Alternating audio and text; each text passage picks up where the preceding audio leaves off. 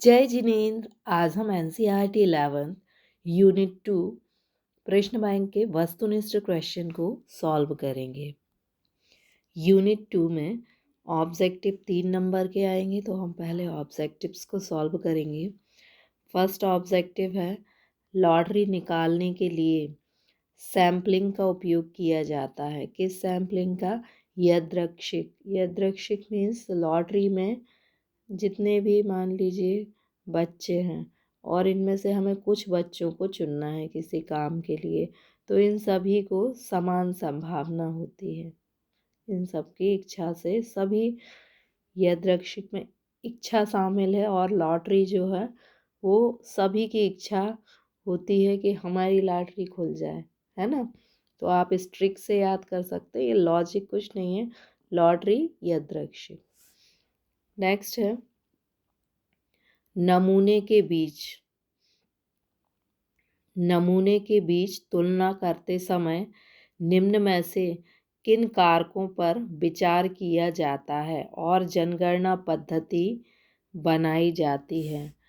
तो इसका आंसर है डी, यानी जब हम कोई भी अनुसंधान करना चाहते हैं और थोड़ा सा जनगणना में से नमूना लेते हैं और इस नमूने को चुनते समय हम ये देखते हैं कि सर्वेक्षण का क्षेत्र कैसा है, क्या हम सैम्पलिंग मेथड को अपना सकते हैं, डेटा क्या सैम्पलिंग मेथड से शुद्ध इकट्ठा होगा, संग्रह की लागत क्या उचित, संग्रह की लागत को देखते हुए सैम्पलिंग मेथड को अपनाना उचित है। तो इन सभी कारकों पर हम विचार करते हैं, इसलिए इसका आंसर है डी।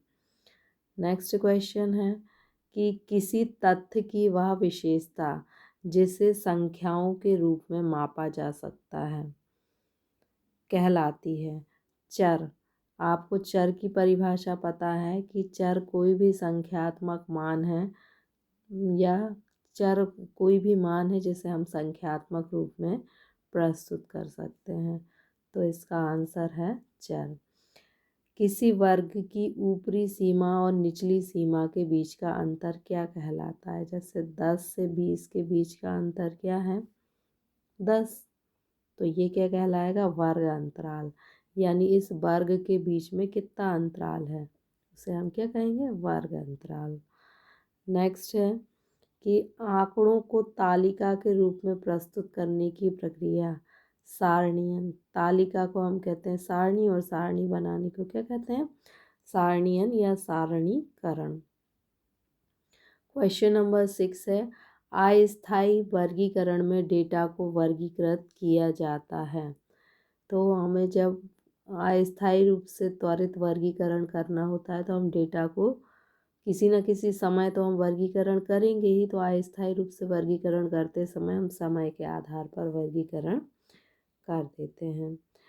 नेक्स्ट है कि स्थानीय वर्गीकरण वर्गीकृत चर बन जाते हैं। तो स्थानीय वर्गीकरण में हम चरों का जो वर्गीकरण करते हैं वो किस आधार पर करेंगे? तो चरों का वर्गीकरण हम सरल आधार पर, सबसे स्थानीय वर्गीकरण जो नाम होता है उसी में उत्तर छुपा होता है। तो स्थानीय वर्गीकरण में हम चर का वर्गीकरण किसके आधार पर करते हैं? स्थान के आधार पर। भौगोलिक वर्गीकरण में भौगोलिक क्षेत्र के आधार पर। डैश एक तालिका की पंक्तियों का शीर्षक है। जो एक तालिका होती है उसकी जो पंक्तियाँ होती हैं उनके शीर्षक को हम क्या कहते हैं? आधार कहते हैं। तालिका की पंक्तियों के शीर्षक को हम क्या कहेंगे? आधार। आपने अंतर का आधार लिखा होगा, तो हम तालिका बनाते हैं और उसकी एक पंक्ति के अंतर को हम क्या लिख देते हैं? अंतर का आधार। तो तालिका की पंक्ति का शीर्षक क्या कहलाता है? आधार। नेक्स्ट है, श्रृंखला वह श्रृंखला है जिसमें ऊपरी सीमा के सभी आइटमों को शामिल किया जाता है। तो समावेशी श्रृंखला। आपको पता है कि जो समावेशी श्रृंखला होती है, जैसे 0 से 9, 10 से 11, तो 0 से 9 में 0 और 9 दोनों ही अंक शामिल होंगे। 0 से 9 के बीच के सभी अंक और इसमें 0 और 9 भी क्या होगा, शामिल होगा। 10 से 11 के बीच के सभी अंक शामिल होंगे। तो ये क्या है, ऊपरी सीमा के सभी आइटम शामिल होते हैं, यानी ऊपरी सीमा भी इसमें शामिल होती है। डैश वर्गीकरण डेटा की विशेषता के अनुसार किया जाता है। तो गुणात्मक वर्गीकरण जो होता है वो गुण यानी किसी गुणात्मक वर्गीकरण डेटा की विशेषता के आधार पर किया जाता है। गुण यानी किसी चीज़ की विशेषता, तो विशेषता के आधार पर वर्गीकरण को हम क्या कहेंगे, गुणात्मक वर्गीकरण। डैश विधि छोटे आंकड़ों की जनसंख्या के लिए उपयुक्त होती है। तो जनगणना विधि, जनगणना का मतलब होता है जैसे सामान्यतः जनगणना होती है तो आपके सबके घर जनगणना अधिकारी आता है। तो यदि आकार छोटा होगा तो क्या होगा, हम जनगणना विधि को अपना लेंगे, हर एक जो भी इकाई है हर इकाई की गणना करेंगे। लेकिन आकार बड़ा है तो फिर हम क्या करेंगे, इस पूरे इकाइयों की गणना ना करके सैंपल मेथड का यूज़ करेंगे। तो जब छोटा आकार होता है तो हम किस विधि का उपयोग करते हैं, जनगणना विधि का उपयोग करते हैं। नेक्स्ट है यादृच्छिक के तहत ब्रह्मांड की प्रत्येक वस्तु को चुने जाने की संभावना होती है बराबर। आपको बताया था लॉटरी वाले में कि लॉटरी में जितनी भी इकाइयाँ होती हैं, जितने लोगों ने टिकट खरीदे हैं, सबकी लॉटरी को चुनने की बराबर संभावना होती है। सही गलत है, नमूने की विश्वसनीयता जांचकर्ता के प्रशिक्षण पर निर्भर करती है। यानी आपने इस जनगणना में से इतने छोटे से क्षेत्र पर आप अनुसंधान कर रहे हैं, तो फिर क्या होगा कि ये जो छोटा सा क्षेत्र है इसमें सभी इकाइयाँ आएंगी, इसके निष्कर्ष आपके सही होंगे। ये किस पर निर्भर करेगा कि जो अनुसंधान करता है उसको आपने कितना प्रशिक्षण दिया है। तो यह कथन क्या है, सही है। जनगणना पद्धति में प्रगणकों की संख्या कम होती है या प्रगणों की कम संख्या की आवश्यकता होती है। तो यह कथन क्या है, गलत है। क्यों गलत है, क्योंकि यदि हम इस पूरे क्षेत्र की जनगणना कर रहे हैं तो हमें बहुत सारे प्रगणकों की आवश्यकता होगी, जबकि इसमें क्या लिखा है कि प्रगणकों की आवश्यकता कम होती है, इसलिए यह गलत है। संचयी बारंबारता वर्ग में बारंबारता के रूप में, मतलब इसमें लिखा है कि संचयी बारंबारता वर्ग की बारंबारता होती है, वर्ग की बारंबारता नहीं होती बल्कि आवृत्ति की बारंबारता होती है, इसलिए यह कथन क्या है, गलत है। असतत चर के मामले में डेटा भिन्न के रूप में व्यक्त किया जाता है। असतत चर में भिन्न नहीं बल्कि पूर्णांक के रूप में व्यक्त किया जाता है, इसलिए यह कथन क्या है, गलत है। हिस्टोग्राम केवल समान अंतराल में खींचे जा सकते हैं, नहीं, यदि वर्ग अंतराल असमान भी हो तब भी हम हिस्टोग्राम खींच सकते हैं, तो यह कथन भी गलत है।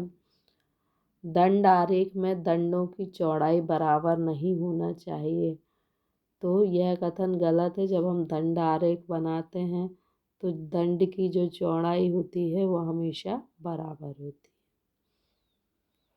नेक्स्ट क्वेश्चन है सही जोड़ी मिलाइए। तो सही जोड़ी पहला है अंक गणितीय रेखा अंकन। तो जब हम समय के आधार पर डेटा को प्रस्तुत करते हैं, जैसे 2001 2002, तो हमने क्या किया, समय के आधार पर डाटा को प्रस्तुत किया तो ये क्या कहलाएगा, अंक गणितीय रेखा अंकन। क्षैतिज रेखा, जो क्षैतिज रेखा होती है उसे हम कहते हैं एबिसिसा। ये आपका क्षैतिज रेखा का आंसर है। फिर है बार आरेख।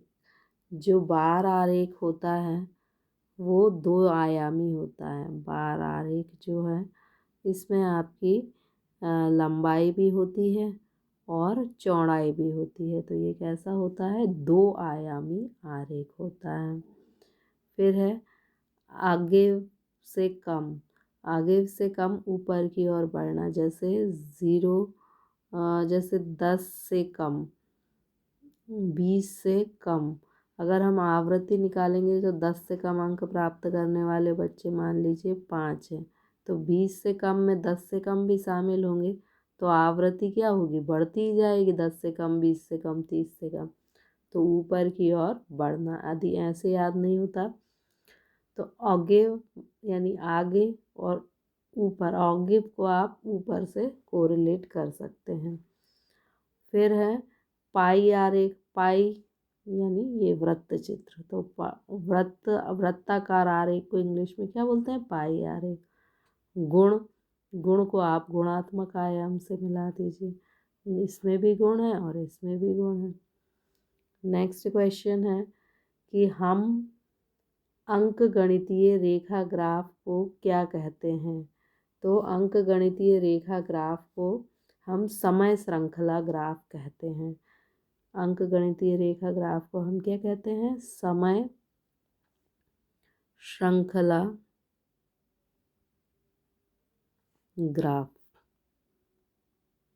समय श्रृंखला ग्राफ क्यों कहते हैं? ये देखिए, यदि हमने ये नीचे समय दिया हुआ है और इसके आधार पर कोई चित्र बनाया, तो ये समय की एक श्रृंखला बन जाती है, तो इसे समय श्रृंखला